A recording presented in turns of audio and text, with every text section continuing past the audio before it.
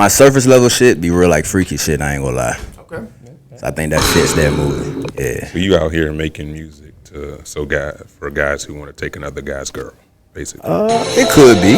It could be another guy's girl. It could be. Come on, man. Stop making music. It's my girl. Yes, that is the yes answer. Come on, man. My girl. My girl's not here. Don't even know what to win.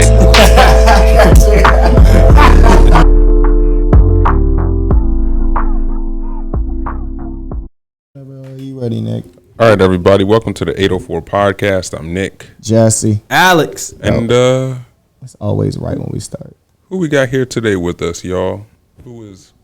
See, I go by the name of GenotheDragon. What's going on? What's going on? Thanks for coming out with us. Oh, for sure. Appreciate y'all having me. What's that? Problem. Yo, that's crazy how it does this, yo. Wicked work. That's wild. Yeah. Or maybe it's just certain buttons. There we go. We in the building now. That's crazy, bro. We can sit here and bullshit and talk, but as soon as Nick say the 804 podcast, I don't know what button, I don't know what's going on. Interference. That's crazy. But for sure, man. Welcome to the show, man. Welcome to the show. Appreciate you. Oh my gosh, man. Just folding up in the clutch. Yeah, facts. Hesitate. Nick. Clearly, you cannot hesitate. It's contagious. And expect, It is contagious. I feel it. All right. Well, real quick, speaking of not, all right, well, since all that good talk, not hesitating and all that, you gotta set yourself up real quick. Geno, Alex always has a problem counting these episodes, man. These episode counting numbers, man. Even though all it is just counting, the next number, but it's always a problem with us, counting these episodes. So real quick, Al, what we doing today, man? What's the episode count? Talk to us. What? Please talk to us. Hey, what's up, Nick? Please talk You the to one with us. the advanced diploma, LC Bird. Oh, damn. Hey, Nick. Hey, you think you could help your boy out? Nah. I'm gonna leave you hanging. That is tough, Nick. That is tough, my brother. Nah, me and my good brothers have been doing the 804 podcast for 279 episodes. Go ahead. That is correct. Yes, sir. I got you. Y'all been doing this for a minute now.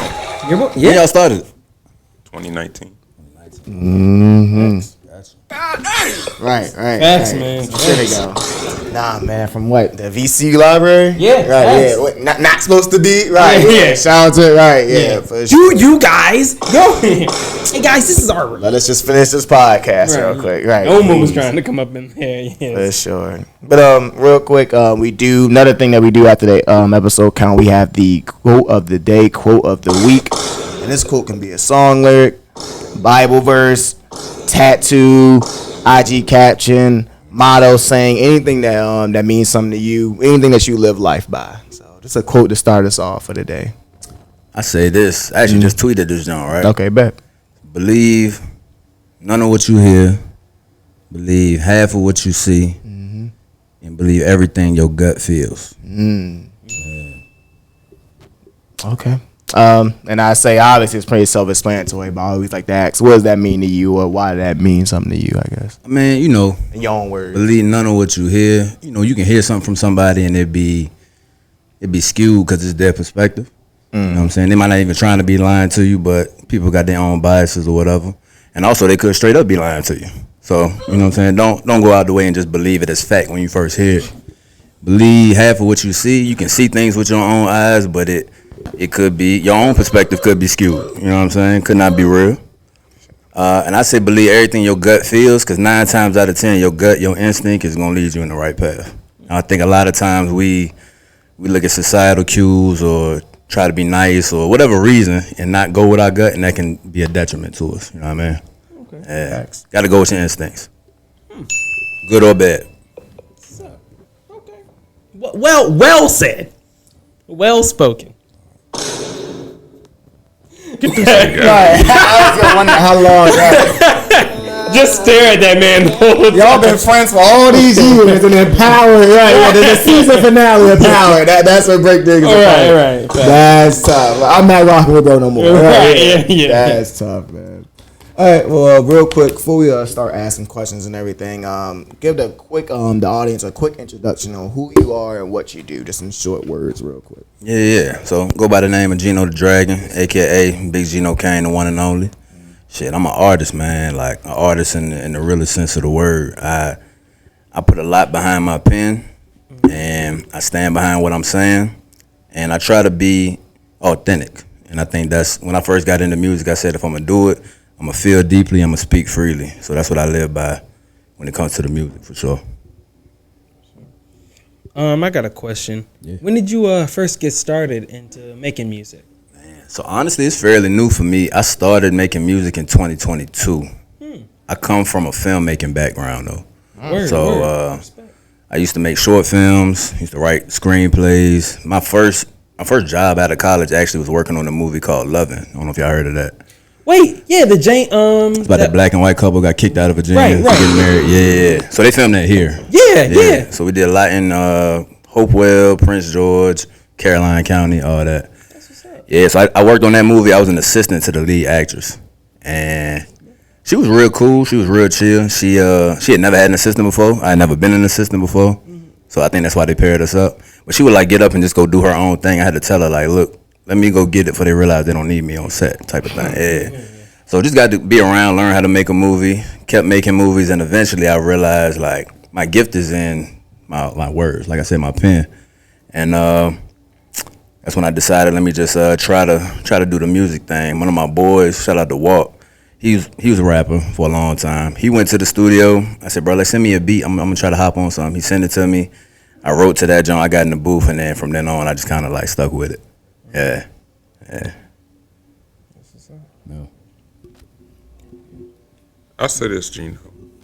If you can make a soundtrack for one of your favorite movies, what movie would it be? A soundtrack for one of so my favorite movie is Django Unchained. Respect. Yeah. Shout out to Jamie Foxx in general. Yeah, for sure. Talented individual. Yeah, facts. Yeah. I wouldn't do it for Django though. That's a different kind of feel. I'm trying to think a movie I would do. Yes, great. Why you always gotta wind back? Yes, like great. Yeah. Whole time, y'all seen a movie called She Hate Me by Spike Lee? Mm-hmm. Saw it one time. But yeah, I think I would get on that soundtrack. Okay. Yeah. I do a lot of my surface level shit be real like freaky shit, I ain't gonna lie. Okay. So I think that fits that movie. Yeah. So you out here making music for guys who want to take another guy's girl, basically. It could be. It could be another guy's girl. It could be. Come on, man. Stop making music because my girl. Yes, that is the yes answer. Come on, man. My girl's not here. Do you know the way? You know the way. Geno, you got to stop making this music, man. My girl, she keep leaving me for this other nigga. That is tough. Okay, just for you, D, man. Got that Chris Brown with that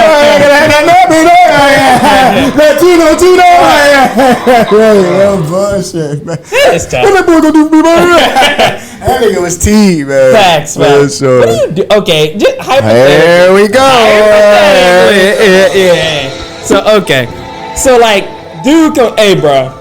My girl, bro, like the music you make, bro, is making my girl like leave me, bro, for this other dude, bro. I need you to stop making these songs, bro. What are you gonna say to him? That sounds like a personal problem, man. You gotta be able to hold on to your woman. Come on, man. It ain't the music. Girl, help me out, bro. Come on, bro. I can't. Maybe you should be like the other nigga she going to then. For real. But my mom told me.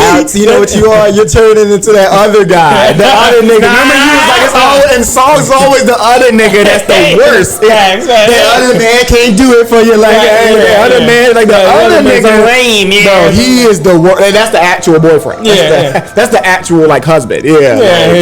That's tough. That's tough, bro. Okay, so I guess with making music like that and writing music like that, do you ever like come from personal experience? I guess all the time. Okay, all the time. I think it's easier to write from your real life experience or how you actually feeling. It makes it flows a lot smoother. Yeah. So a lot of the music I made, I got a song on the first album. First album is actually called Pussy Galore. Okay. I got a song on there called For the Night. The whole first verse is a legit story that happened when I went back to like a college party when I was like a year out of college. Yeah. To break it down quickly, I'm at this party, and I told myself, I'm not fucking on nothing this weekend. I've been going kind of crazy. I said I'm gonna chill. When I'm with my boys, I'm gonna drink. I'm gonna chill. We just gonna enjoy the time at the party. So we had like the kitchen's over here. Everybody else is out here. I'm just parked near the kitchen, drinking, just talking. Shorty walk in. We kind of lock eyes, and I'm coming off of being, type of nigga I was. So I seen her, I locked eyes, I winked at her. She kind of like giggled and talked to her friend and shit. It's okay, she was feeling me a little bit, but I'm not doing nothing. I'm over here, I'm chilling. Party keep going on.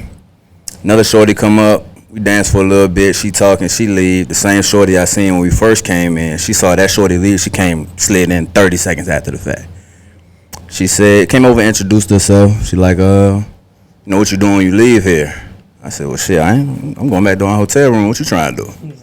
She said, I'm trying to go with you.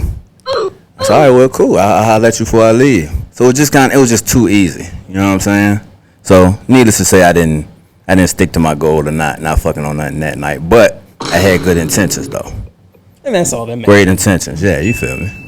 Respect. Respect is the worst take with you. Respect.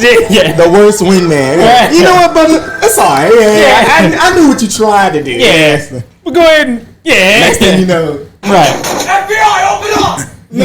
My intent was to move the 87 kilos to a safe place. Right. Yeah.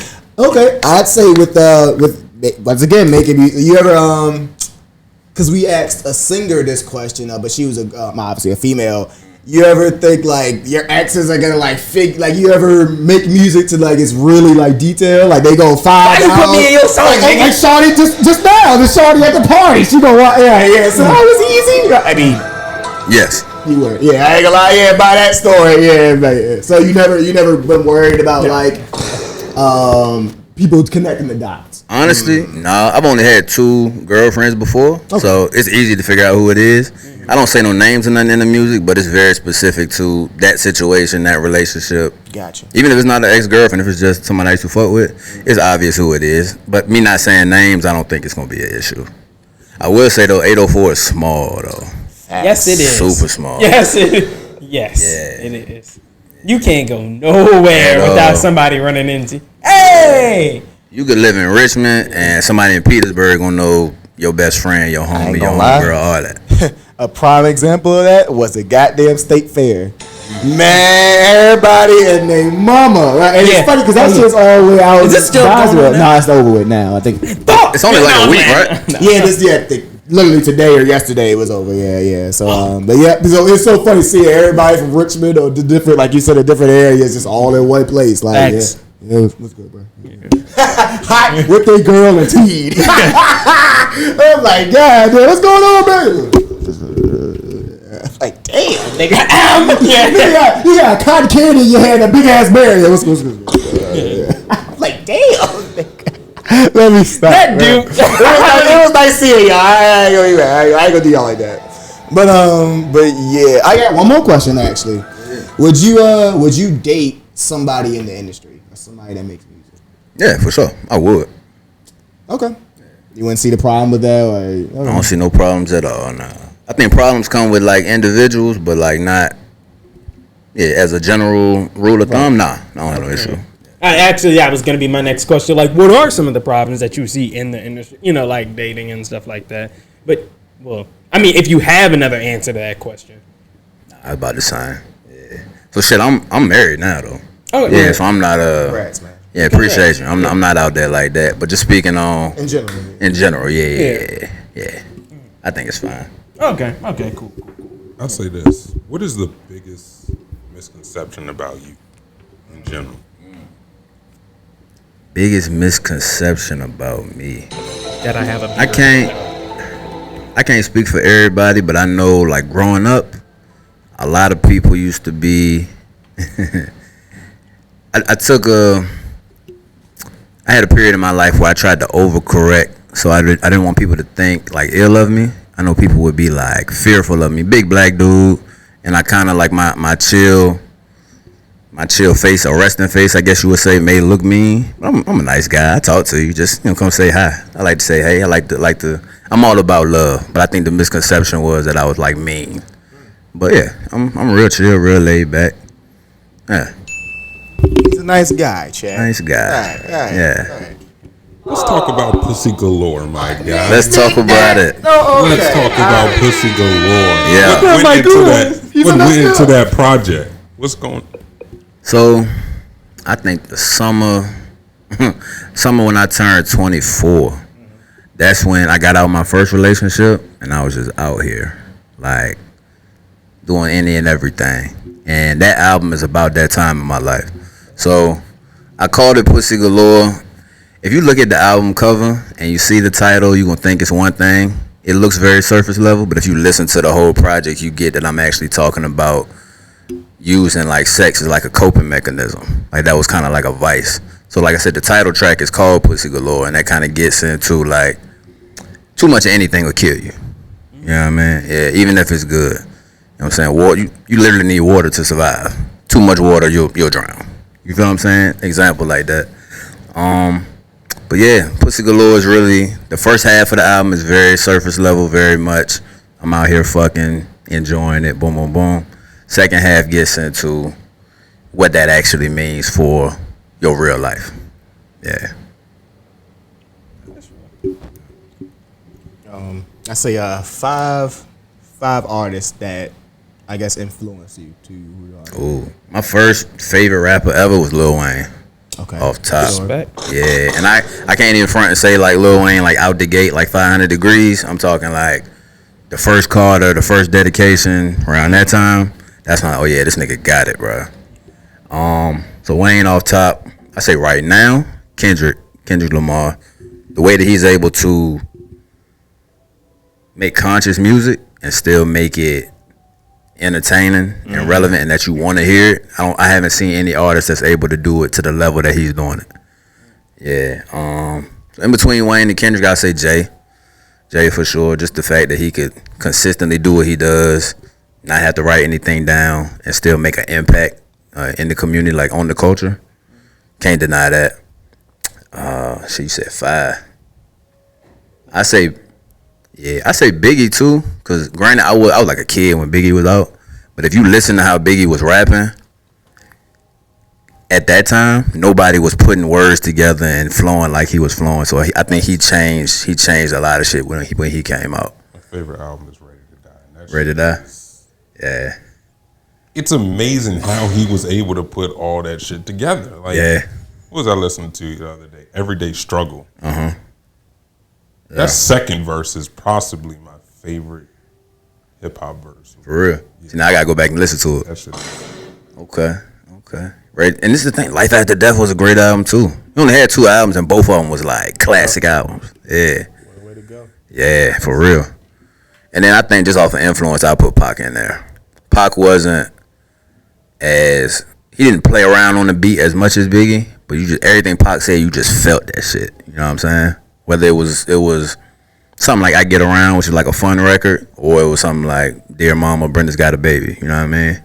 Yeah, I think I say them 5. Eminem would be an honorable mention. Yeah, the way Eminem put words together was just ridiculous. I got you, Nick. Cause getting a GED, one for BIG, and now my mom's hate me. I don't know if that was the first or second verse, but I know that was one. Oh my God. I was like, okay, he's rapping. Yeah, Biggie. I was like, yeah, he is going crazy. Yeah. So. I got PAID. That's why my mom PAID. Yeah, I was like, bro. She was forced to kick me out, no doubt.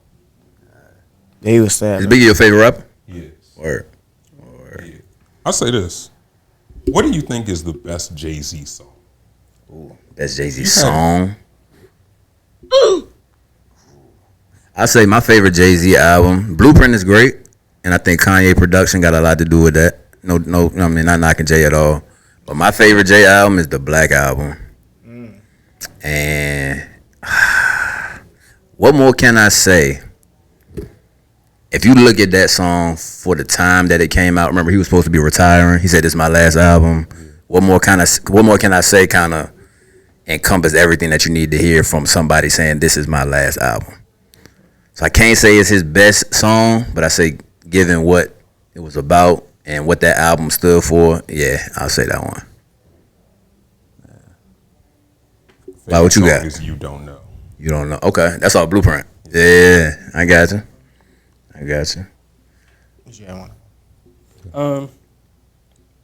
Well, I'll just say, what inspires you in your day-to-day life? What keeps Just you in motivated? general? Yeah.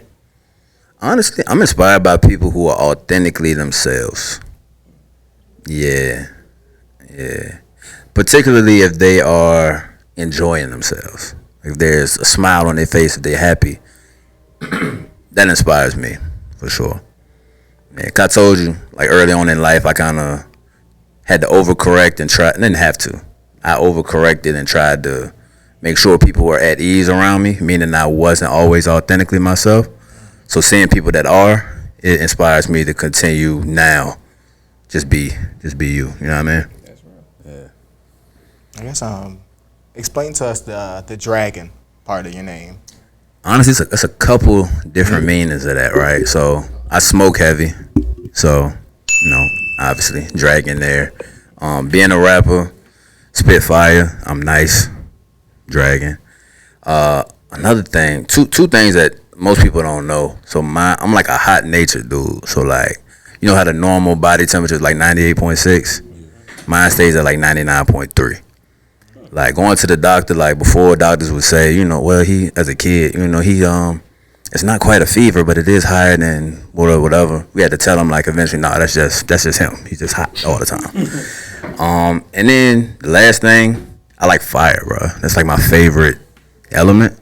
I like the way it moves. I like the danger that comes with it. Like a single flame is good. It can help you. It can light a candle. It can help you cook, but it can get out of hand real quick. And I like that aspect of it. I don't know. Avatar: The Last Airbender. I know what you're talking about. Yeah. It's a good show. Yeah, when you mentioned fire bending and all. Yeah. Oh, gosh. Yeah. I just like fire, bro. I used to play with it as a kid and shit. I would never tell nobody that because they would think like this nigga's a little off. But You need to call somebody. Right. Right. What happened? I don't know. Yeah. Fire. Just keep an eye on it. Right. Just keep a couple eyes. Man, I fell down to my knees when the law came. And cut the eye. And while you're at it, cut the eye off on the stove. Yeah, it's like yeah. Because it's like there you go. For sure. No, that's a dope way to put it. Yeah. Basketball or football? So, when I started playing sports, I definitely played basketball. But I was always a big kid, bigger, taller than everybody. So people used to always say, "Oh, you need to play football." I said, "No, I'm a basketball player. I play basketball." But I would foul out like every game. So then, most football players. so then, wrong. yeah, I got to about age 12, and I said, people keep telling me I try this football shit out. Now at 12, I was 5'10", 220. So I said, I'll try the football shit out. I went out there. Yeah. I said, oh. You can't even foul out here. Typical like coach story when coach grabbed me and threw me in the football. He saw me in the hallway and was like, boy, what the hell? Yeah. And now I'm in the uniform. But good, go ahead. Nah. After that, I fell in love with it. That's It's what's been up. football ever since. That's what's up. Yeah, so I played at Thomasdale in Chester, and then I played at UVA. I walked on at UVA football. Yeah. All right, I asked a football player this question a couple weeks ago. What's the funniest thing a coach ever said in a serious situation? Funniest thing a coach said. Okay, the situation is funny. It wasn't said to me.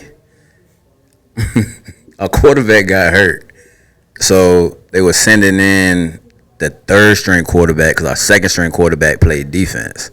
So our third string quarterback was ready. He's going in the game. Coach grabs him, pulls him in. He said, "Whoa, what the hell is wrong with Ketchum?" And Ketchum was our second string quarterback. He said, "Nah, put him in. Keep this nigga out of here." That is. Thanks, coach. And he was so hyped. He was so hyped to go in too. And you could just see it on his face when Coach said that, bro. Yeah, I chuckled a little bit. I ain't gonna lie. All right, would you rather be stiff-armed or trucked? Somebody, like not like just a, soft, like some Derrick Henry. Face plant. Honestly, Legs in the air. Pause. But yeah. Honestly. No diddy. But yeah. I'll probably say I say truck, and this here's why. At least with getting truck, somebody's full body is behind that. Okay, cool. I got knocked out. Somebody stiff arms you. You running your full speed trying to make a tackle, and it's just the arm that stops you. That's crazy. That's embarrassing. Yeah. You end up on the bench. Yeah. No, Derrick Henry be tossing niggas. I ain't gonna lie, bro. Oh my god. And these are grown men. Bro, Mortgages. I'm not tackling. Families. Grown professional athletes. Imagine just not tackling. I'm not tackling. Yeah, like I'm not. Like I ain't gonna lie. When he be running to the sidelines, and niggas just be like, "All right, bro, just go out, bro. Just go out. I'm not trying to touch you. You don't touch me. Just go out and then give me the credit. That man was about to go out of bounds. You let him walk into the end zone. That's tough. Imagine him just looking in the Some shit is just a business decision. That's a good point, Nick. Bro, coach, you. Alright. All you can do is just be mad. Now, I will say I had been hit like that before. Like it's been a hard hit. Mm-hmm. I was in high school. I was playing Dinwiddie. I'm chasing the quarterback. I don't see. It's a nigga over here. I'm chasing the quarterback. I turn. This nigga hit me in my chest so hard. I rolled all the way back onto my feet. Never been hit like that in my life, bro. Great. Did a full backflip. I guess. Yeah. Yeah, they caught you slipping. Yeah. Oh man, you can't even do that no more, can you? What? Crackbacks? Oh no. Oh, you can't? I don't know. You should be able to. Like come around. Like should be able to. I thought it was like something. I thought it was like illegal or something like that. one time a rep did. Well, I think tell it's me illegal in NFL. I guess. Oh, okay. Yeah, they've been switching a lot of shit to kickoff. They have. They protect the quarterback crazy now in the NFL. You can't touch the the quarterback. is crazy, bro. No, okay, I used to get mad because I didn't understand that shit. It is BS because I used to be like, bro, you're talking about grown men running top speed. What the fuck else are they supposed to do? Yeah. Like, yeah, it's like, bro. I know what you're supposed to do. Yeah, because, like, okay, sometimes it's not even trying to, and the quarterback can just throw the ball away as quick as possible. So it's like, bro, like, I can't stop myself. I have to run it. It's all about money, man. It's a big money-making machine. They be trying to protect. I mean, the quarterback gets the offense. Yeah, they trying to keep the money in there. I get it, but like my guy, okay, like niggas like Josh Allen, Dak Prescott, these niggas ain't small, man. Like y'all acting like it's different when it's just Kyler Murray, okay, protect them, or protect them, but like some of these niggas are big, like tall, like running backs. Big dude. Yeah, niggas is big, bro. So like, if anything, they might get you off them. So like, you have to tackle them some type of way. All the time. Josh Allen's like 6'5". No, Josh Allen's I'm not trying to. Jesse. Safety. I used to play safety too, so I was like, yeah, if you be. And then everybody can see that. You know, if you're a middle linebacker, you could. Oh, I missed them. Oh, do the dive. I did a fake dive. Oh man, damn, I got blocked or whatever. Right, You safety. Nobody was touching you at all. Yeah, like. Why the fuck I did get a stop on this big quarterback one time. We were playing JV one time, and I was like, "Oh shit!" Like I actually stopped him fourth and in, but I hit him at the legs. I was like, "Oh damn!" Like they were like, "Good shit." Gotta do what you gotta do. Thanks. Yeah, sometimes, exactly. Yeah. Because I like get him on the ground. Yeah, I was like, "Oh, I ain't even know I thought he got the first down." Yeah, so yeah, but instincts. Talking about football, shout out to like TJ Armstrong, Huguenot. Facts. When the fuck did They doing their thing this year? TJ is 5-0? Go ahead. Armstrong is 5-0. Shit, Huguenot is 5-0. Hey, that's what's up. No, like because I remember the days when none of the city schools used to ever be blown out, and they had talent too. Oh, for sure, which would always be great. That I gotta say that's coaching then, and then coach. Like TJ and Armstrong, they used to be everybody's homecoming, and now they putting up 70 on niggas. I'm dead serious. Like not everybody's homecoming. No, I'm not. Nah, it be like that though. No, like when you saw the schedule, you were automatically 1-0. Honestly, that's how I used to be. Like Monacan or something like that. Monacan is 5-0. There used to be some scratches. Like all right. Monacan is 5-0. I'm gonna get some playing Pickleberry County. Right? Yeah. I'm about to get some PT. Times be changing, bro. I remember when Meadowbrook was like the toughest team we ever had to play, and I think Meadowbrook now is like shitty. It's weird. Facts. Different regimes. Facts. Yeah. Kids, I guess they not making them like they used to. I don't know. Shit, even Hanover used to be tough when I was in high school. Now they not even. What's Hermitage like nowadays? They still competitive. Oh, but they not like what they used to be. Yeah. I remember that first year when we were at Bird, man, when Bird beat Hermitage, we was like, oh shit, yeah, like, yeah. That's when they had like the two dudes that Derrick Henry, right? Not Derrick Henry, but Derrick Derrick Green, my bad. Yeah, see, I'm already putting him Right. Hey. No bullshit. He was Derrick Henry. He went to the league. He went to Michigan. He went to the league, didn't he? I think one dude went to Ohio State too, didn't it?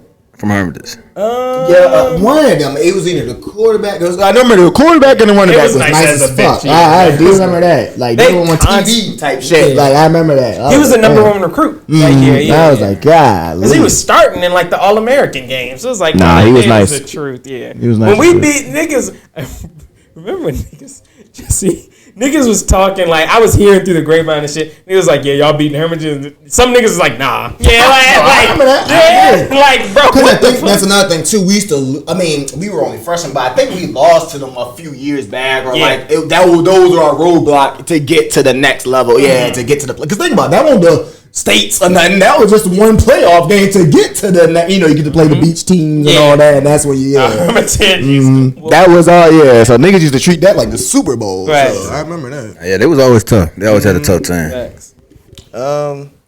I'd say, what's your favorite part about making music? I guess. Favorite part about the writing. I told you, like, my gift is in the words. Like, hearing a beat and being able. I mean, sometimes you hear a beat and you don't really fuck with it. I kind of just go ahead and skip it. But if I hear it and I immediately start thinking of shit, that's when I know I can put the pen to the page.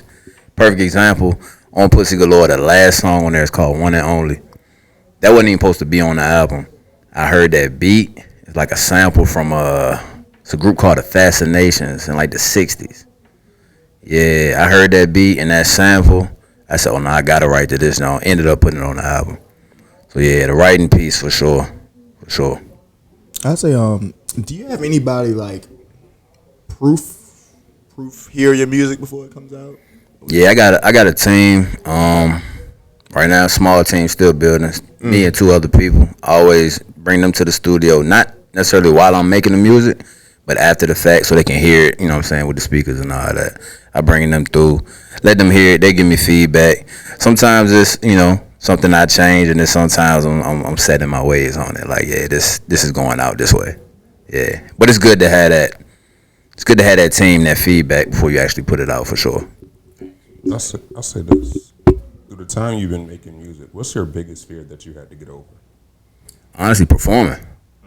Yeah, cause when you on stage and it's just you, it's different like than just recording in the studio. You can be feeling like the best about the music. When you on stage and you seeing people's reaction in real time, that's when you know if it's really gonna connect or not. And I realized that's the biggest thing with music. Like, it can sound good to you, or it can sound good. The words can be nice. You can have a lot of poetry, alliteration, and all that shit in there. But if it ain't connecting with people, you're not really doing nothing. Yeah. That's real. Yeah. Speaking of performing, what's some kind of like pre-performance rituals that you do or traditions that you do before you go out to perform? Yeah, I drink tea. Like hot tea, just so I make sure I'm not like, my voice is gonna be straight. Or I do room temperature water if I can't get to no tea like right beforehand. And then if I got the time, you heard the Sounds of Blackness? Yes. The song Optimistic. I'll play that joint like in my headphones beforehand and then go on stage. That always get me right. Yeah. If you don't know it, check it out. Great song.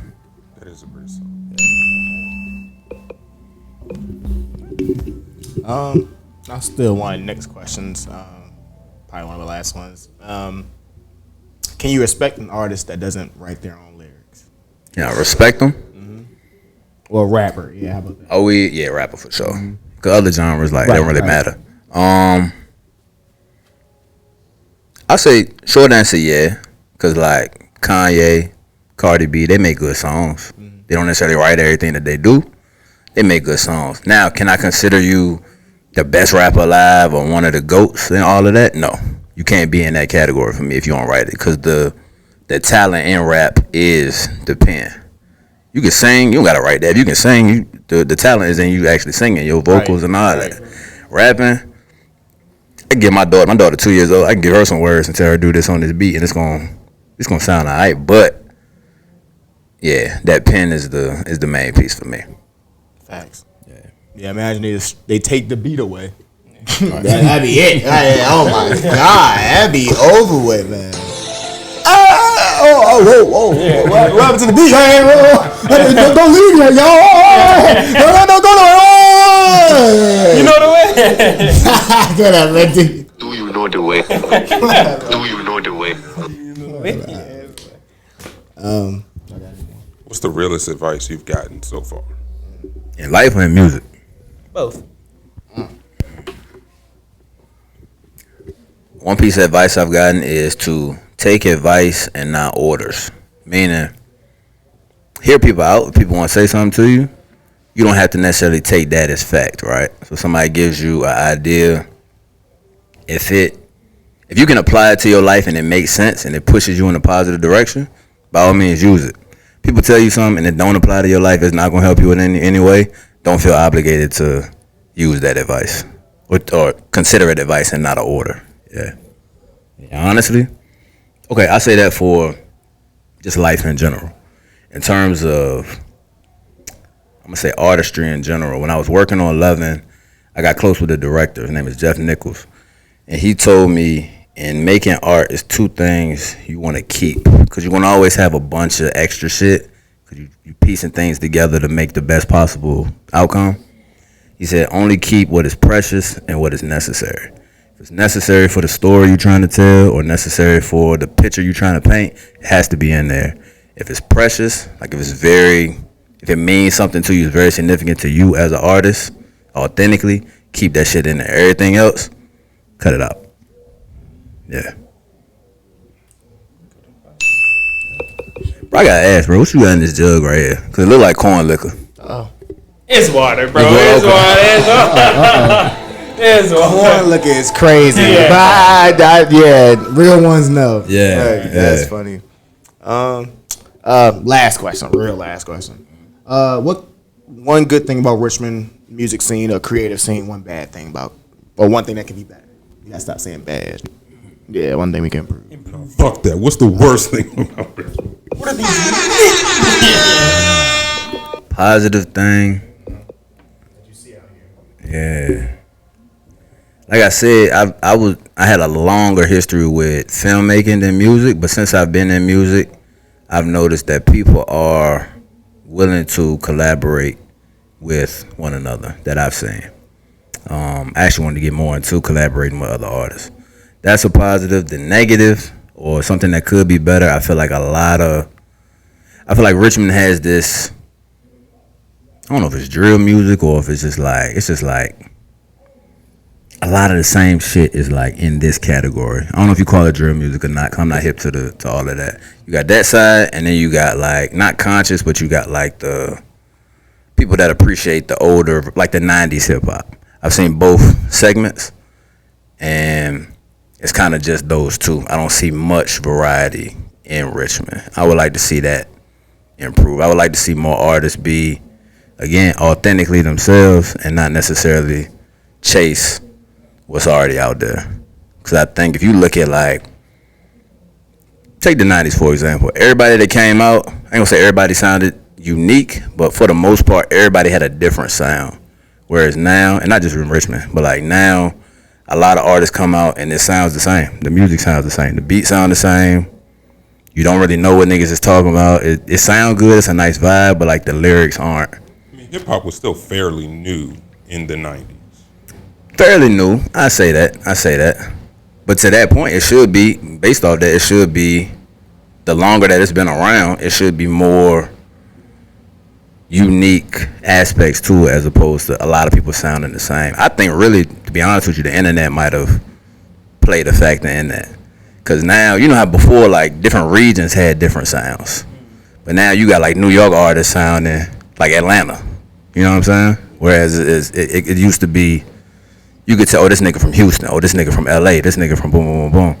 Now a lot of it is kind of blending. TikTok worldwide. Yeah. But honestly, I think it's going to come back around to where it's unique. Because eventually people going to get tired of hearing a lot of the same stuff. And they always say, ain't nothing new under the sun. Everything is a cycle. Yeah. See where Lil Pump is. Yeah, no, for sure. Guess we pretty much get into topics. I saw this video on your page. I don't know. Are you a Saints fan? Yes. Hey, Nigga, that game last night though. Fuck. Yeah, he was going through it last night. Yeah. My homies. I don't know if you beat, but like once Carr got hurt, I kind of felt like everybody was just like, game is over. And I feel like we had enough time left on the clock to actually do something if we would have put some energy into it, but it felt like people were just like, nah. I can't see this nigga on the sideline. You know what? You know what? That man's doing his job. Let me tell you something. First 2 weeks, we was putting up 40. I was like, you know what? Offense is exploding crazy. I went on Twitter just tweeting like, yeah, like, like we about to do something. Yeah. Then we lose to Atlanta. And that's a division game too. We lost to Philly, Atlanta. We beat Philly. No, we lost to Philly. No, shit, you right. We lost beat to Dallas. We beat Dallas. We beat Dallas. Yeah, we lost. That was a good game actually. That Philly game. Yeah. And then we lose to Atlanta. I'm like, fuck. Yeah. Division games hurt.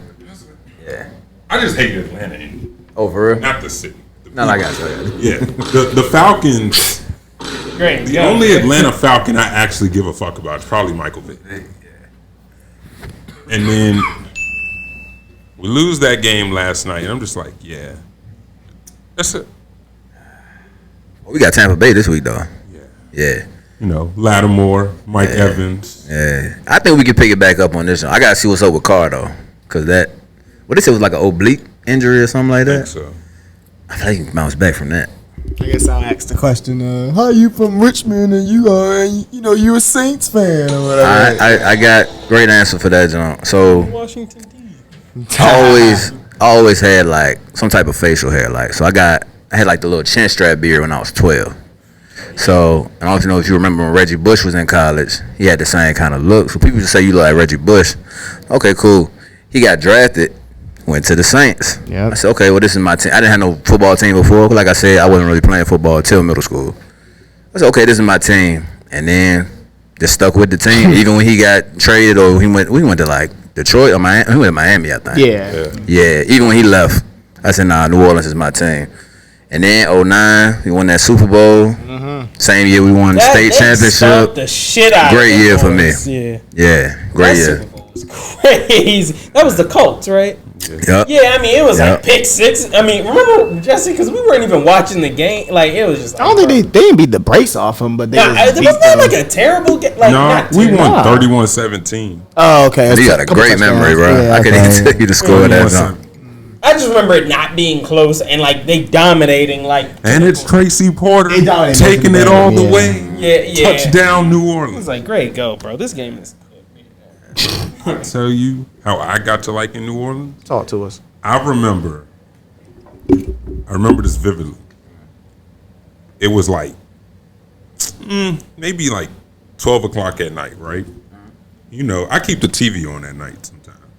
This is 06. This is their first game back in the Superdome after Katrina. I remember watching the highlights and seeing how all these people were just cheering over a blocked punt. Like how crazy they were. And I'm like, wow. So I just started following the team from there. It's like, because, hey, man, you know, these not the Cowboys. This is different. Yeah. So ever since then, I started following New Orleans. Hey, respect. That's what's up. That is usually how it goes with like football teams. It's always just something weird. I'll get mine. My dad's honestly a Giants fan.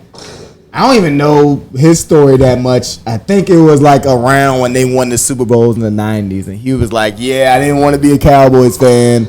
I ain't want to be a Washington fan. So he was like, yeah, I just picked I just picked the Giants. It's Lawrence Taylor and all that. I was about to say, a lot of older people I talk to, when they fuck with the Giants, it's because of Lawrence Taylor. Yeah, because he's from Richmond too, so it's kind of like. He from 7-5. Okay. Yeah. Now, ironically, growing up, I've learned that my mom is actually from New Jersey, so ironically, there is some ties there, and like my uncle and them. So ironically, and then I'll go a little bit into Alex's answer.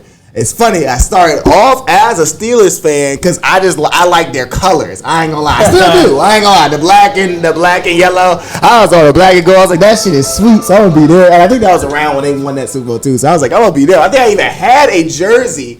But then I was like, and it was funny because y'all was sweet. It was sweet as a bitch. And I was like, I see my dad kind of like not even. Well, he used to root for the Giants, but they weren't that good. So I used to kind of see him kind of go through the. Oh, we're good. Oh, we're bad. Oh, we're bad. Oh, we're good. And I was like, we just always win over here. So I was like, you know what, man? It'll be just cool to kind of go through that with your dad. I was like, you know what? So I literally remember, because my other cousin was like a Steelers fan. So I remember me and my dad going to their house and giving the jersey. And he was like, yeah, we're done. He was like, yeah, he's done here. Giants, I think we went to go get a Giants jersey that day. He was like, yeah, we're done with that. Yeah, we're doing that. I was like, you know what? All right, man. It's funny. It's like I literally gave up a winning team. Like I said, this is Troy Polamalu. This is all that. This is perfect $07. I gave up all that to be for the fucking Giants. But the year after that, I do remember Tyree. It was over, man. It was right on time. The I just had to stick Patriots it out for a year, so I was rewarded. Yeah, good timing on that one. Yeah, I guess IG Steelers fans. Man. So like I just kind of like football in general, watching stuff like that. Didn't really have a team, and I can't even remember the game, but I remember, bro, watching Troy fucking Polamalu, bro. That man was just an inspiration to me, bro. I remember in elementary school, I actually did like a whole like poster board on him. Like it was like a school project, like who's someone influential in your life? And I did like a presentation on Troy Polamalu. A Hawaiian nigga that is kind of crazy. is influential to an African American. You don't even know that nigga at all. You just know he just nice at football. I know. Just nice as a bitch. It's like I remember I did some research, like he's like Orthodox Christian or something like that. Like I looked into him, man. He's a good guy. Yeah, he's a good guy. Nigga say he just be hitting niggas out there. Bro, you saying where he like timed the snap and jumped over that? He's nice, bro. He used to be nice as hell. The picks like on the way. He's saying hut, and the nigga is They looked at. He was on the ground. He looked behind him like, who tackled me? Yeah, like the safety. Yeah, the safety, man, bro. And then of course, what was it? 08 Super Bowl 43, bro. That, bro, oh my gosh, man. Like, I was already rooting for the Steelers then because I cried. I cried when Larry Fitzgerald caught that touchdown. And then I was like, bro, what the fuck, bro? Like, and I remember I was crying and I was like, all right. And I get real crazy. Like when it's a game that I'm really invested in and I'm screaming, I'm like, like crushing on ice. Like, I'm like, all right, come on, y'all. Like doing the whole coaching thing, like from my living room.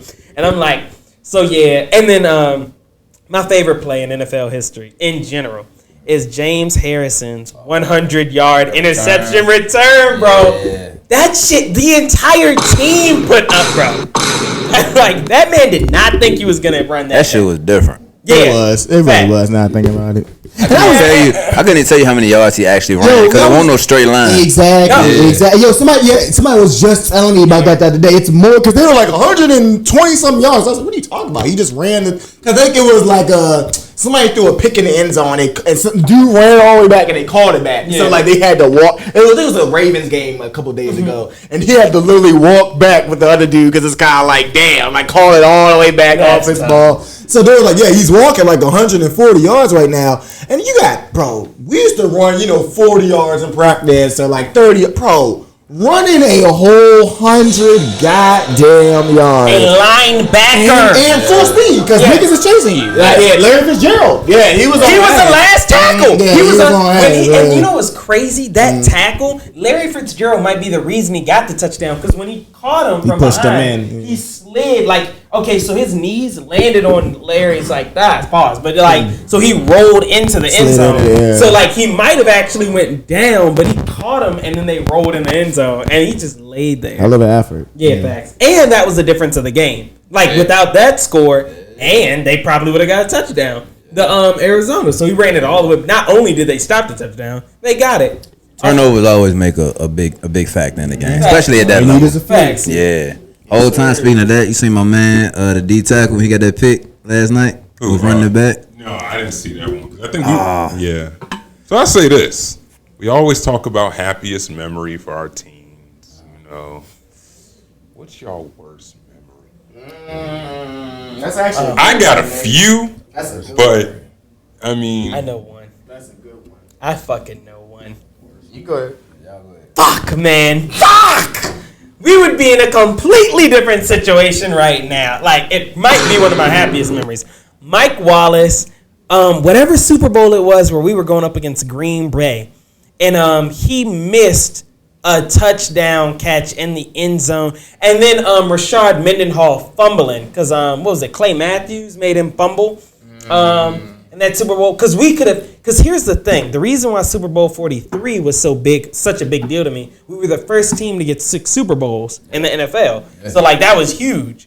We would have been the first team to get fucking 7 had we beaten Green Bay. So it was like, motherfucker. So Rashard Mendenhall fumbling, and Mike Wallace dropping that pass in the end zone, which would have won. That's a big what if too. And if y'all win that Super Bowl, niggas wouldn't be riding Aaron Rodgers nuts as much as they do now, because he would have 0 Super Bowls. And the Lombardi Trophy. Yeah. Oh yeah. Y'all made it for them. Right? Yeah. Discount double check. Fuck Yeah. out of here, man. Y'all made that year for them.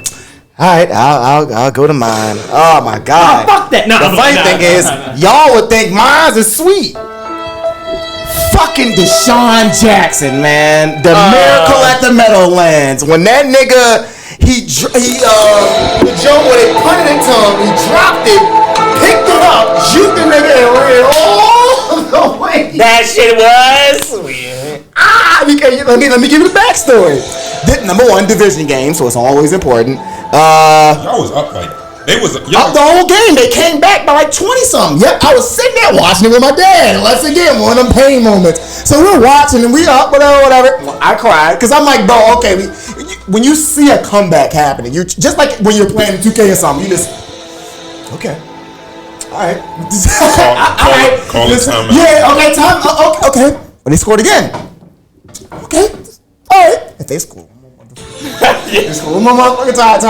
Tie game, and this is unbelievable. It's like, yo. So, and the whole thing that year was, don't punt it to Deshaun Jackson. Don't punt that. They were saying, and the announcers always blow it. Don't punt it. He's ran back.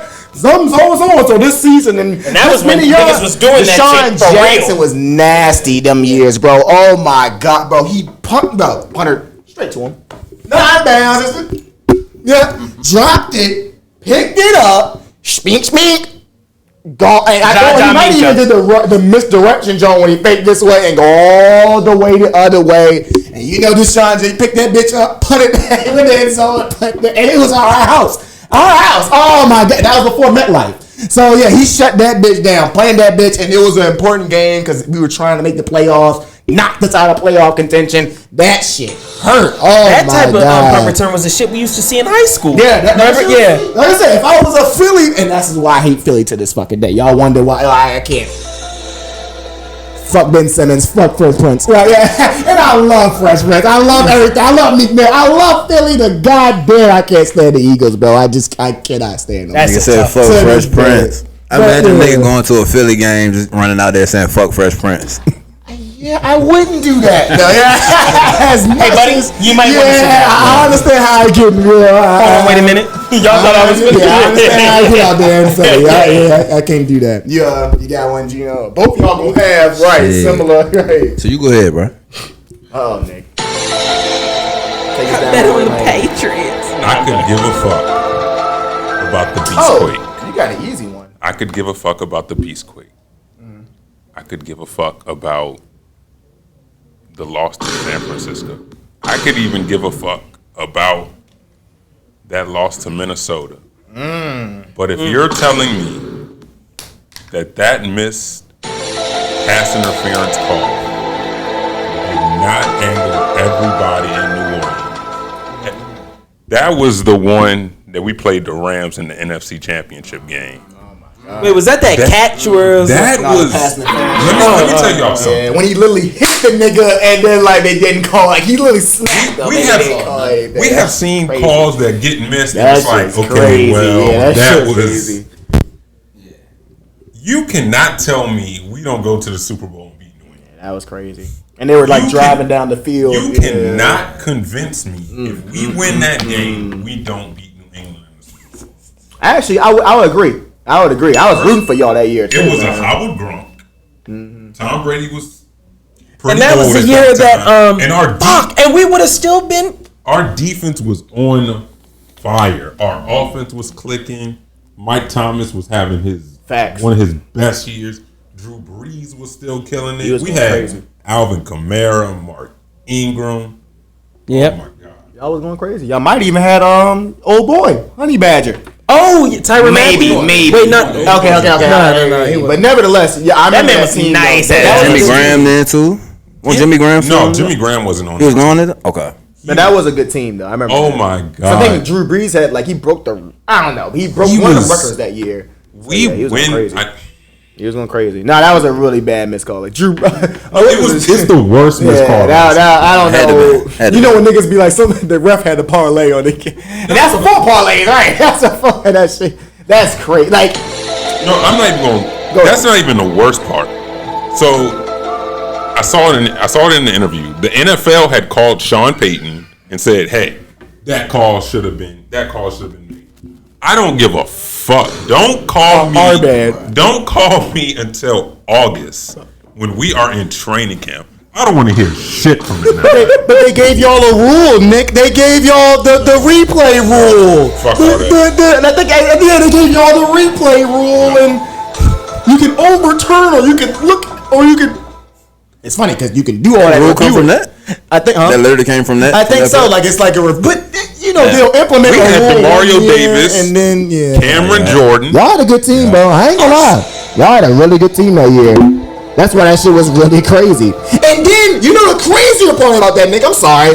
Y'all let the fucking Rams go to that Super Bowl for a snooze fest. Yeah, that was the year they went against the Patriots. It was like 6-3 or something like that. That shit was fucking. And Tom Brady wins. Oh my God, that was a terrible. So at least if y'all would have went, which I agree. I think y'all would have won. Or at least that bitch would have been a shootout. I totally agree. I was literally rooting for y'all to go that year. I was like, if nobody go, at least let them go. Drew Brees and them go. Yeah, that's something. I'm like, don't text me. Don't call I can only me. imagine, man. Don't call me. I'm not watching Sports Center. I'm not watching Good Morning America. I'm gonna turn that bitch to CNN. I don't want to hear nothing from nobody. What's yours if you got one? I'm gonna go with that one, man. Yeah, that joint was actually wild. That's y'all franchise right there. Yeah, I figured. That's tough. I figured. This can just not call. I got a question. What y'all think should happen to refs? Nick said, I know what should happen. Nick. First off, I'm glad the ref made it out of New Orleans. I'm glad he made it out of New Orleans. If you think, imagine that shit happening in Philly. Imagine that shit happening to the Eagles. Pass interference, bro. He would need security for that, right? He would need security. But I said, it should be some type of penalty. Yeah, great. On the field is crazy. Yeah. Hey, man. Same, man. But no, yeah. A game check should have been taken away. I'm sorry. There you go. You got to take away a game check. Because I can live with that. You know what? We see calls all the time that are kind of like, okay, we see how that, bang, bang. That's just too clear of a call. Yeah. That is too clear of a call. And it's on the game deciding type of play too. Yeah. And I hate when, the classic saying, we've all played sports. One play doesn't determine. Get the fuck out of here. You here. always play until you have 60 minutes to man. Nah, if it's fucking 32 seconds, 10-yard line on the score, that's the game, my guy. Come on now. Come on. You had 2 seconds to make a difference in the kickoff and the following kickoff. You got the 100-yard interception return. And if you would have played better in the first 2 minutes of the game, you don't want to hear that shit, man. We were there. That shit is the worst, bro. Like I said, I agree with that philosophy, but nah, that doesn't skew. Bro, he smacked, bro. He smacked, bro. And no one called anything. It was just nothing. It was one type of jokes. Even I think the defender was he is kind of okay. I'll take the W. Slowly to his bench was okay. It's bad when the other team says, It's like, there's nothing. Right. Niggas looking for the flag, like, Right. Go the next play. That's, bro. Yeah, I don't. There gotta be something, bro. Some type of penalty for that. Yeah. that was bullshit. And then the fact that they just Move call on. it a day. Niggas just move on. Yeah. You didn't see it, so coach, get back, or else I'm gonna hit you with an unsportsmanlike conduct. Get the fuck. You want to hit? Okay, yeah, you want to hit. I ain't gonna somebody. lie. Another happy memory. I remember when we beat Tampa Bay 38-3 on Tom Brady's first year at Tampa Bay. That's a happy memory because everybody was like, "Oh, Tom Brady, he's this." We went in there and whooped their ass. Went in there and whooped their ass. But then they won the Super Bowl. So like, I don't care. Fuck about none of that. We whooped their ass. I miss those fights, man. I ain't gonna lie. Y'all always get to fighting with Tampa Bay. Is Tom Brady the greatest quarterback of all time? Yeah. gotta be. Yeah. And there's Respect. You got 7. Somebody named Patrick is definitely making a case. He on the way though. He could. Because how many he got now? He's still got 2. He got 3, right? He's got 3. Yeah. Three. And how old is he? Like 27, 29, 29. 28, 29. He got time. But like, doesn't Tom Brady have some records, or is he on the way to possibly? Well, it would take a little while, or who's the closest? It's not Records or rings. Yeah, No, most Super Bowls, 7 Super Bowls is wild. Yeah. Oh wait, he has 7. Let me himself. tell you how Brady Right. is. He's the greatest quarter. He's on the list for like greatest athletes of all time. Right. We all concede he's one of the greatest football players ever. So he's in a separate list of like greatest athletes, like Michael Jordan, Yeah, LeBron. True. Yes. Y'all think he could be an Serena. owner one day or something like that? Huh? Y'all think he's on track to be like an owner or something like that? Or, well, if he wanted Could. to. Isn't he already part owner? Yeah, he probably. I think of the Raiders, right? Oh, really? I think so. Like very, very small. He ain't nothing crazy, but I think he's like the laws, because they in Vegas. But yeah. One more little question and get up out of here. Bronny, how you feel about him? Y'all saw the pics, you know what I mean? The preseason Jones, you know what I mean? I don't follow basketball as much, so I can't speak to. I keep hearing people say like he need time to like develop and all that, but because he didn't play that much. He didn't play it. No, he didn't play that much in college. He played like a couple. he played how many years? He played like 2 years. He played 1 He year averaged couple 4 games because he got hurt. Really? Or whatever. Averaged Yeah. 4 points. in college, and now he in the league. Yes, sir. Huh? Hey, that pops power. I ain't mad at it though. Not to me. I ain't mad at I it. really can't do nothing about it. Yeah, facts. It's happening all around us. LeBron, no. And see how we all laughing. LeBron. And it's funny. Imagine the nigga they tell to go tell LeBron no. Right. I ain't gonna do it. You go tell that. You go tell that. Yeah. New guy, right? LeBron. What? Yeah. What? Yeah. What? Red off a Friday. Right? No. Hey, that's tough, man. Nah, for sure. As long as he make it work, man, I guess. Like we said, NBA LeBron James and Bron. It's like, bro. That's actually wild. I didn't know he only averaged like 4 points in college. Nick, he had to do him like that. He did. Nah, he really did though, or like 6 or something like that. But nah, first it was definitely under like 10 points. I'll say this though: was he one of them players that's like just making plays all over the court though, regardless of the points? They say he is like an all-around player. Plays, but yeah, like he plays good defense. If he playing defense, he getting rebounds, he getting assists. For the average 4 points, we wouldn't be in the NBA. Right. Yeah. No matter how much intangibles a nigga got, he's a good kid. He has potential. He's gonna get better. And he's not like he's like 8 feet tall. He's like what 6? He might be shorter than Nick, to be honest. Like he's what 6'1", 6 foot. Huh. Like he ain't that tall. Yeah, unfortunately he's not. But his younger brother Bryce, I heard he was like the one. 6'10", yeah, 6'9", yeah. So I heard he the one. That's Carmelo Anthony's son? Fat Bad too. nigga. He's a bucket. At first, I thought he was kind of overrated, but I've seen him play over the summer. Now yeah. Oh. Where he at? He in the league? or? No, About to pick where he's about to go. Oh, okay. Yeah, He in high school. yeah. I got you. But when Carmelo, your dad, and pure score, and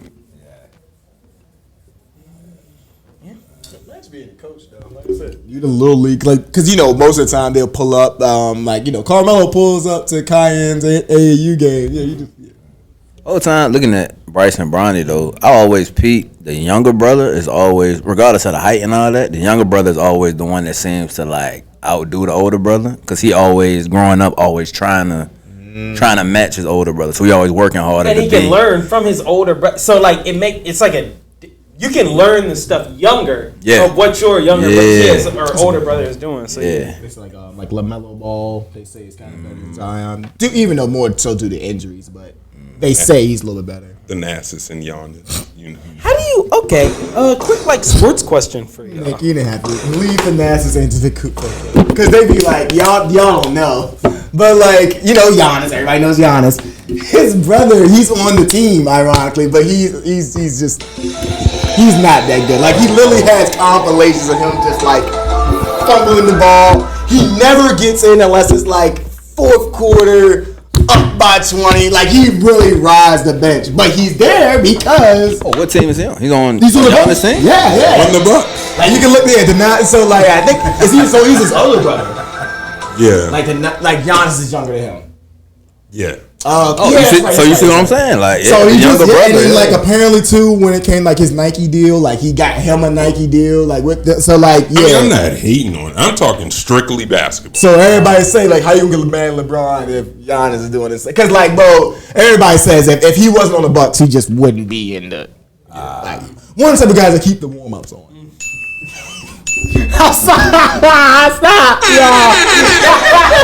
He keep the warm. It's fourth quarter, bro. I'm good. Hey, these Y'all stop, bro. Or like on 2K where it's like three niggas that just don't get it. Like, it's just not like they just got the war back. Yeah, they're just John Doe or like they just But nah. I do have a sports question though for all of us. Okay, so like what you just talked about, and we've kind of talked about how like the new generation, sometimes they kind of think of revolutionary ways to play the game in any sports, because they're learning from the current times, modern technology, and the past. Yeah. And they can learn the stuff younger than what the people who did, the same sport did before them. Right. So how do people who are older compete with people who are younger with that talent and the modern technology and things like that? How do you compete? And I'm not saying it's impossible. What are some ways that y'all think, When you're talking about older, like LeBron older? Any age. Let's just say the new kid on the block. Just a veteran. Yeah, a veteran. The veteran that's still playing with the younger. Right. Okay, right. I got you. I guess it's that wisdom. Yeah, I mean, that's a big factor. That experience plays a big piece in it. Steph is still killing niggas that are that's a 22 good point. and 23 years old. That's a very good staying on top of your game. If you saw the Olympics, he's a psychopath. I'm sorry. That man is a true psychopath. Who pulls up from that range doing all that? Like his shot has deflated a lot of people. His shot deflates people like me watching the game with money on the line. And then he has a quick release, so that bitch is going up. Yeah, ain't no mouth. And that experience, that muscle memory, he done it so many times. That shit natural. That's to another end of the spectrum, man. I got you. A prime example of a young, all the technology, all the good stuff. Benjamin Simmons. He had all the talent, youth, information, and he apparently didn't have the effort or the work effort to be good. So, contrast Steph Curry that has that work effort. Right. Yeah. So, how the fuck you 6'10", all the talent in the world, all the athletic ability, and just. Bro, that work ethic separate everybody in everything. Be music, it be sports, all that. It is crazy because I used to think, or even now, bro. And honestly, I was just thinking about this today, but I'll go back to being a kid. Bro, you think being a kid, bro, playing in the NBA? You think everybody wants to be like Jordan? You think everybody wants to be great? You think everybody's busting their why wouldn't you? But then as I've grown older, nah, just like in real life, not everybody wants it that bad, bro. Especially when niggas making millions of dollars. Like I said, you would think. It's a mindset. Yeah, but you would think if I was in the league right now, I'd be trying to be the greatest of all time. But it's like, bro, hey man, you get comfortable. You get this, you get that. Your true, like we always talk about here, your true self is gonna come out, and then we gonna see, right. And it's crazy because you think it'd be the niggas that are making 100. No, it's a lot of people in the NBA that aren't making $100 million. That's a good point. Like it's niggas in the NBA that are making just 20 million, 25 million. Just 20 million. Yeah. Honestly, bro, you can make $20 million one time. You don't never got to work another day in your life. You good. You are good. You good. See, that's the thing. You are good. But it's niggas. Nigga, your family could be good. You know what to do with the money? Well, no, that's true. That's facts. That's facts. You set. Yeah, 20 million? Facts. Yeah, it's niggas in the G League right now that are like, yo, if you give me his spot, I will work my ass off. Just give me a 10-day contract. Just give me a 10-day. And that kind of goes back to the NASA's Super Bowl thing. It's niggas in the G League working their ass off, and then you got bro here. Good job. It's like that roster spot. And in the NBA or in basketball in general, it's only 15 roster spots? It's not like football where it's like 60 people and then your backups and so the team is very, very, scarce to make. So some of that stuff is probably politics too, Of course. I'm not hating on the NASA's, but it's like again, like yo. It is facts though. Like it's beyond. And then somebody that roster spot that. And then you go on like the compilations. Like I said, y'all might go home and look it up, but the compilations just make it. I'm gonna go look it up. Because there's plenty of bench players in the league, bro. There's plenty of bench players in every league and every sport of all time. It's also crazy. Those bench players were probably number one in their school. That's why I be thinking about to get to that level. Time, bro. They probably was Mr. Basketball in the state, like. All the bitches, all the yes, bro. To the league. Yeah, and it is. That's the thing for a lot of people. It is. Yeah. It is though. It really it's this YouTuber I watch, and he be like, "Hey man, you made it to the league, you made some money for your family. That's all you can really ask for. Like, of course, everybody wants to be, Patrick Mahomes, LeBron James, but like, bro, sometimes, man, especially coming from where people come from, that's all you think about. How many of these college players that are really good in college don't make it to the league? End up going overseas. Like they got overseas leagues, literally everywhere. Facts. And it's like you think about your favorite college player. Like I'm a big UNC fan. A lot of those guys did not make it to the league. A lot of them are overseas. Yeah.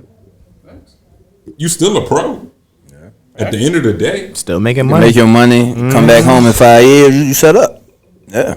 So that's the other thing with money too, though. When you pay somebody for something that they already love doing, it takes away that. You add an extrinsic value, it takes away the intrinsic value, right? So, say you get somebody $20 million to play basketball, 5 years.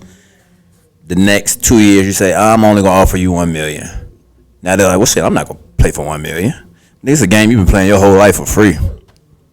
Money changes a lot of shit. Paying to pay, if anything. Yeah, right, exactly. Or someone has. Yeah. These camps aren't cheap. Hell no. These camps are not cheap. AAU is not cheap. Hell no. And unless you get a scholarship to a school, like even a private school, that shit not cheap. Facts. So. For sure. Whole time, just going back to that, kind of taking it back to the music. I seen an interview with Sexy Red, and she was saying, I don't really like going to the studio. This one person just listen to this song. Yeah, right. The right person. Yeah, the right person to listen to the song. Yeah, and I'm out of here. Yeah, so.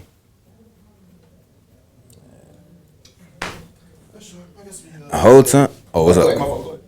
It's hard to get people to listen to new music, just because there's so much new music. Like you tell somebody you rap. Saturated. Yeah, you tell somebody you rap. I don't know. Okay. You know what I'm saying? Because a lot of people rap. Yeah, right. But art is oversaturated. Yeah. But if you actually get somebody, to your point, the right person to listen to it, it can take you places. I'm just getting people. I feel like for me, organically, right, just getting people in the community. Just check it out. You fuck with it, cool. If you don't fuck with it, you don't gotta say nothing. Don't fuck with it. But that's half the battle. Right, yeah. You get people to listen to it and just gradually build a fan base that way. Yeah. Big facts. Yeah. I guess we can go ahead and get announcements and get up out of here. Geno, if it's any dates, announcements, shout outs, anything you want to tell the people before we get up out of here, welcome to do so. Yeah, for sure. Hey, look, Pussy Galore, the album, it is out. It dropped the top of this year, January 1st. It's available streaming everywhere right now. The next single, Keep It a Secret, it'll be out October 17th. By the time y'all see this joint, it'll probably already be out. Go check that joint out. Play it in your car. Play it at the crib. Strip club kind of anthem, so check it out in there too. Yeah. Oh yeah, that one and only. Bitches don't want to own. Big Geno Kane in this bitch. Yeah. Dropping the flame in this bitch. Turn it up, baby, we banging this shit. Like what you make it, I'm making it lit. Too many tips, too many tips. Demons done wanted me dead. True, everything is for sale. Everybody ain't selling like devil on red. Gotta do good for my dog. All right, for YouTube, you know what I mean? Do their thing. Right, yeah. Oh, I like that song too. Right, yeah. How about, yeah, let me get that from you. Yeah, yeah. And the video. Yeah, yeah. Oh, an hour? Oh, yeah, bet. All right, now. You know, Nick, they're at home. They're at home right now. Their wife, their wife is arguing with them. She's pushing up on them. Hands all in their face. She's got her hands all in your face. And look, Nick. And look. The guy's reaching back. Because he's really getting tired of her, hands all in his face. She's pushing him back. He's reaching back like this. What's he reaching? What's he about to do, Nick? He's getting really sick and tired of her pushing up on him. What's he about to do to her, Nick? Grab divorce papers. No. He's not gonna be grabbing divorce papers. What's he about to do, Jesse? He's reaching way back. He said, if you put your hands in my face one more motherfucking time, I'm about to... What's he about to do, Nick? Grab divorce papers. No. So he's reaching back like this, and what's he reaching for, Jesse? He's reaching for his W-2s, his 1099Rs, his 1099 NECs. Wait, hold up. Jesse. What does any of that have to do with the... Jesse, he's still he's reaching. What does that have to do still with got his 2020 and his 2021 stimulus letter. Yeah. So she's cowering in fear. Yeah. No, don't get scared now, woman. Yeah. So he's got his Obviously filling out taxes scares her. She's scared. Taxes scare her. So Some taxes.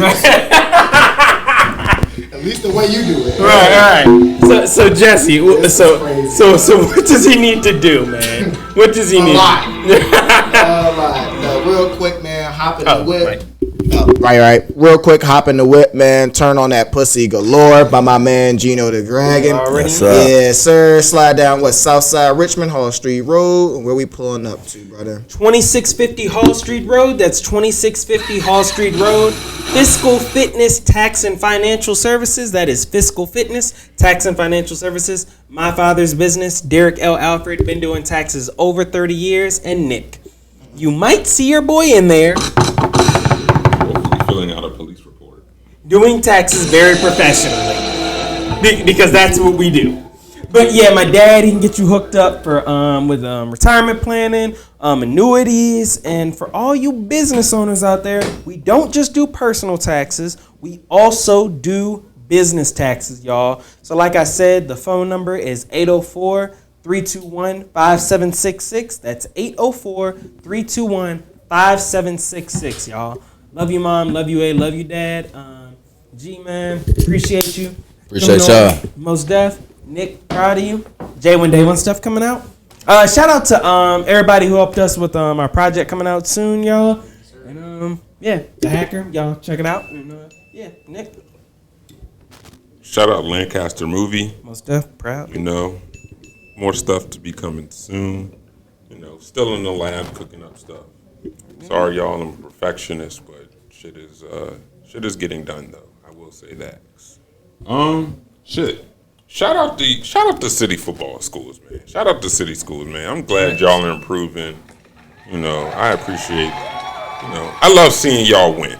I'll say that. That's real. I would love seeing y'all win. I love seeing y'all, get back on some of these teams too. I'm not gonna lie. Yeah. I love it. I love seeing y'all beat niggas by 90. You know they've been. Some of these guys have been itching. Yeah, facts. I know some of them old heads, probably an alumni, probably like, oh yeah, it's our time. Yep. Oh yeah, they love. You know they loving it. Yeah, facts. I love that y'all are enjoying it, man. So keep enjoying it. Keep beating these niggas' asses. So, Awesome. Yeah. But other than that, hey man, keep doing y'all thing out here. I ain't got much. I obviously appreciate G for coming through. You're already watching. Hit that like button. Hit that subscribe button. You already know what time it is. Facts. Go ahead and do all that. And yeah. Honestly, if you do those two things, you'll see everything else that's coming out. So Facts. follow GenotheDragon on Instagram. Follow Data 4 Podcast on Instagram. And yeah. Again, thank you, Geno, for rolling through. We appreciate y'all. Yes, Alex. And this was the 804 Podcast. And we are out of here.